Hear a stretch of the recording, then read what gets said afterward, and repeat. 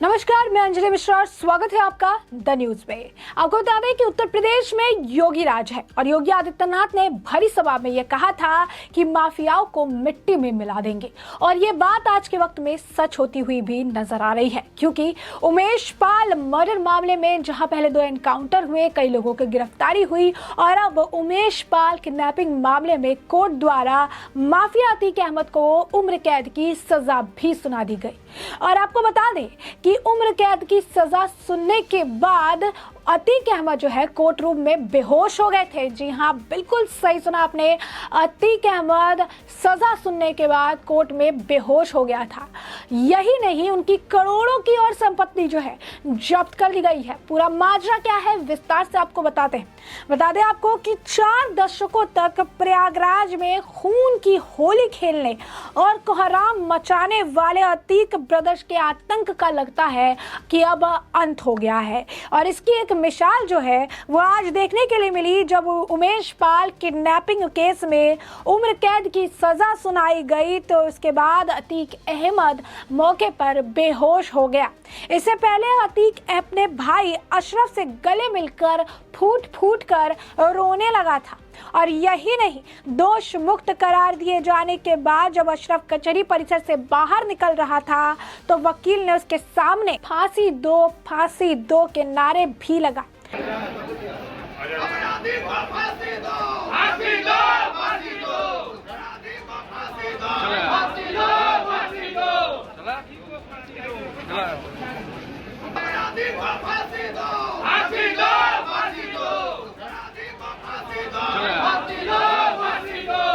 अपराधी है, इसके तमाम सारे शूटर्स हैं। इसके शूटर और अपराधी से मुझे कोई डर नहीं है। हमारा बड़ा भाई राजू पाल गया, उसके बाद उमेश पाल गया और पाल भी चला जाएगा, कोई गम नहीं है साथियों। इसका खौफ किस तरीके से रहा? इसका खौफ इस तरीके से रहा कि सपा सरकार भी इनको पालती रही, अन्य सरकार इनको पालती रही। भाजपा पर हमें उम्मीद है इनको जो मिट्टी में मिलाने का कार्य करेगी। आज हमारे अधिवक्ता भाई भी और पत्रकार साथियों से चाहूंगा कि आज ये मिट्टी में मिल जाएगा। यह जूता पहनकर मिट्टी में मिले। यह जूता है एक उमेश पाल जी का है, एक राजू पाल जी का है और विधवा पूजा पाल जी का है और उनके परिवार का है। ये अतीक अहमद को पहनाएंगे जो कुख्यात माफिया है और अशरफ को। कोई डर नहीं लग रहा है। पाल समाज में जन्म है, भेड़ बकरी चलाने वाली जात कभी डरती नहीं है, लड़ना सीखी है। और वरुण देव पाल क्या चाहते हैं? हम चाहते हैं कि अतीक अहमद को जो जूता पहनकर अपनी सजा सुनता है तो उनके परिवार की बड़ी खुशी होती है। जूता पहना के क्या हासिल? जूता पहना हम यही दिखाना चाहते हैं, किसी अधिवक्ता या किसी को हत्या नहीं करेंगे। एक वकील तो कचहरी परिसर में जूते चप्पल की माला लेकर ही पहुंच गया। उधर इस फैसले के बाद उमेश पाल की मां और पत्नी, विधायक राजू पाल की पत्नी और अन्य पीड़ितों ने अशरफ को दोषमुक्त करार दिए जाने पर भी जो है बयान दिया। साथ ही साथ ये भी कहा कि अतीक अहमद को जो सजा मिली है उस सजा से तो हम संतुष्ट हैं, लेकिन हम चाहते हैं कि उमेश पाल का मर्डर हुआ था और ऐसे में अतीक अहमद को फांसी होनी चाहिए। लेकिन हमें योगी आदित्यनाथ पर पूरा भरोसा है, उत्तर प्रदेश के मुख्यमंत्री पे हमें पूरा विश्वास है कि आने वाले समय में भी वो एक बेहतर जो है फैसला करेंगे। इसलिए मेरा यही निवेदन है, जो भी अदालत फैसला दे, मुझे मुख्यमंत्री जी के ऊपर विश्वास है कि मेरे बेटे का मर्डर का इनको फांसी की सजा सुनाए।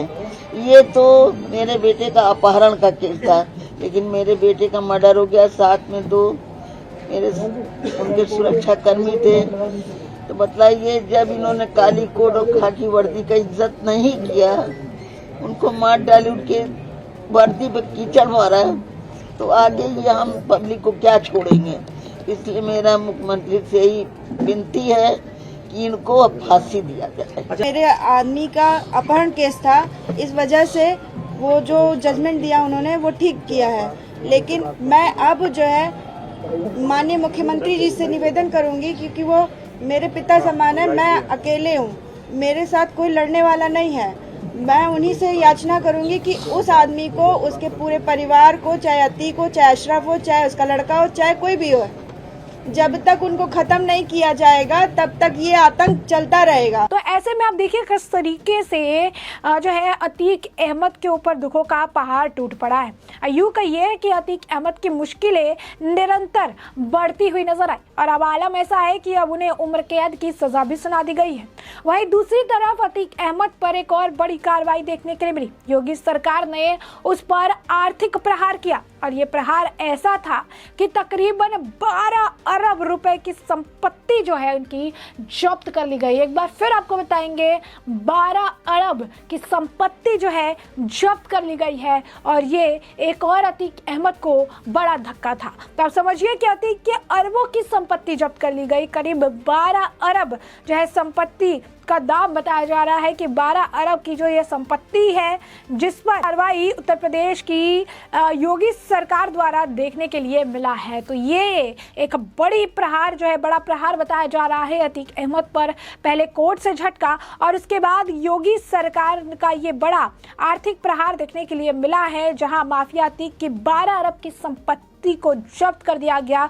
वहीं 60 से ज्यादा हथियारों के लाइसेंस जो है जब्त कर दिए गए। वहीं आप देखिए कि रद्द कर दिए गए, साथ ही अवैध कब्जे वाली जमीन को भी मुक्त कराया गया है। तो ऐसे में स्पष्ट तौर पर ये बड़ी अगर आप देखेंगे तो ये अपडेट भी है और साथ ही साथ ये बड़ी योगी आदित्यनाथ की कार्रवाई भी है। और आप देख सकते हैं कि किस तरीके से योगी आदित्यनाथ ने जो बयान भरी संसद में दिया था, भरी सभा में जो कहा था कि मिट्टी में मिला देंगे, अब मिट्टी में मिलाने का काम भी किया जा रहा है। बता दें आपको, सिर्फ ये उमेश जो है पाल मर्डर मामले में अतीक अहमद को गुजरात की साबरमती जेल से यहाँ यानी उत्तर प्रदेश लाया गया था पूछताछ के लिए। इस मामले में कहा जा रहा था पूछताछ होगी, फिर उनकी कोर्ट में पेशी हुई और कोर्ट ने इन्हें इस मामले में दोषी पाया। और सिर्फ अतीक अहमद नहीं, उनके और 2 साथी थे, तकरीबन 3 लोग जो है वो दोषी पाए गए। 2 का encounter already Uttar Pradesh police द्वारा कर दिया गया था और ऐसे में तीनों को ही अतीक अहमद समेत 2 और जो साथी सहयोगी थे उन्हें भी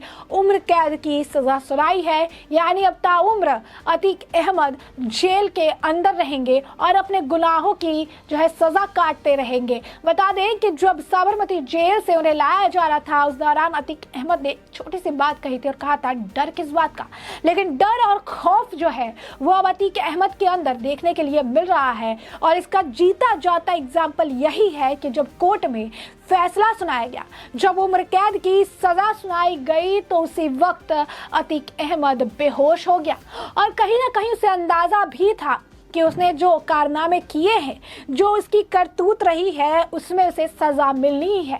और इसी कारण से जब वो कोर्ट में आ रहा था और उसने अपने भाई को देखा तो भाई से गले लग के फूट फूट कर रोता हुआ नजर आया अतीक अहमद। और इसके बाद अतीक अहमद पर आप देखिए कि किस तरीके से आजीवन कारावास की उन्हें सजा, उम्र कैद की जो सजा है वो सुना दी गई है। तो अपहरण मामले में कोर्ट द्वारा ये सजा सुनाई गई है और वापस अब उन्हें साबरमती जेल भेज दिया जा रहा है। और बता दें आपको, इस दौरान के ये भी बयान था कि मुझे साबरमती जेल भेज दो, मुझे यहाँ नहीं रहना है। तो योगी आदित्यनाथ का डर भी जो आपको बता दें सुनने के लिए यहाँ पे मिल रहा है। यही नहीं, सजा सुनने के बाद अतीक ने कोर्ट में गुजारिश भी की थी। क्या गुजारिश की थी उन्होंने कहा था कि मुझे साबरमती जेल भेज दो, मुझे यहाँ नहीं रहना है, पुलिस मुझ पर केस लगा देगी। हालांकि अतीक की गुजारिश पर कोर्ट ने कुछ नहीं कहा। इसके बाद अतीक अहमद प्रयागराज में कोर्ट से वापस नैनी सेंट्रल जेल पहुंचा और अतीक के वकील का दावा है कि उसे साबरमती जेल